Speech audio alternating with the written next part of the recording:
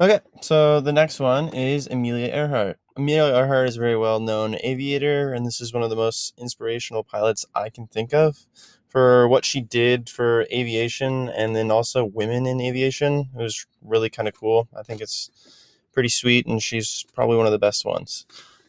She was responsible for many solo flights and first for women in aviation. Of these are the transatlantic flight, similar to that of Lindbergh. Only Earhart did it with aircraft instruments and radios, as well as the first solo flight from Hawaii to California. So she did all that a little bit more updated than Charles did. Um, and then Amelia went on to try and circumnavigate the globe. She had two attempts. The first one was a failure when the plane crashed on the ground and had a dual prop strike with both of its propellers.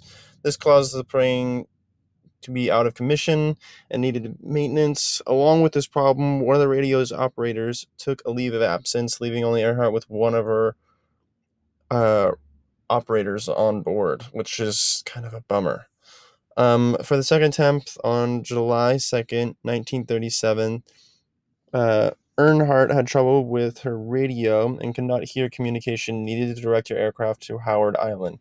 The plane was low on fuel and only had 30 minutes left and eventually crashed, and they never found the plane or her or really anything from that. It's always been kind of a mystery and kind of sad that that's kind of what it came to, but at least she did what she loved, right? So that's pretty cool, but kind of a bummer.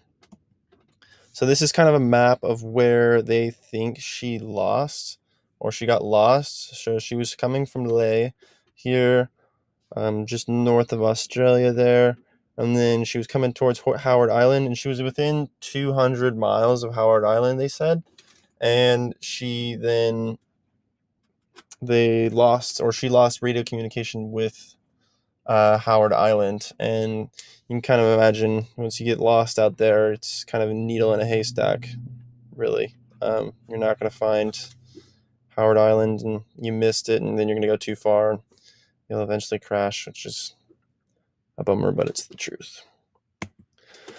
Okay, so the next Charles on this list is Charles King Smith, who was an Australian aviator who was the first person to make a trans-Pacific flight from California to Melbourne, Australia. So this is kind of like Lindenberg, but even more so. Pretty crazy what this guy accomplished. Yeah, Smith's aviation career started off in the military as a pilot for the Australian Army. He then later went on to become one of the first airline pilots of Australia, which I thought was pretty sweet. On Smith's journey across the Pacific Ocean, he traveled an enormous distance of 7,187 miles, which is crazy amount. He did this in three different segments overall, the whole trip, somewhere around 81 total hours, and that's a lot of flying time. I'm just getting passed done with my private pilot's license and in my instrument, and I don't even have that many hours, I don't think, yet. So to do that all in that amount of time is pretty amazing. Similar to Lindbergh's journey, there was a large crowd of more than 26,000 people waiting for him in Melbourne when he got there. And think about it, that's still a lot of people. It's crazy. After his flight across the South Pacific, Smith went on to complete in air races and also go on to have many other long and far record-setting flights, such as the Trans-Tasman flight. This is his journey. He started off in the United States, came into Honolulu, and then he kind of came, and then he came back and all the way to Shanghai. So he did the whole thing. It's pretty amazing.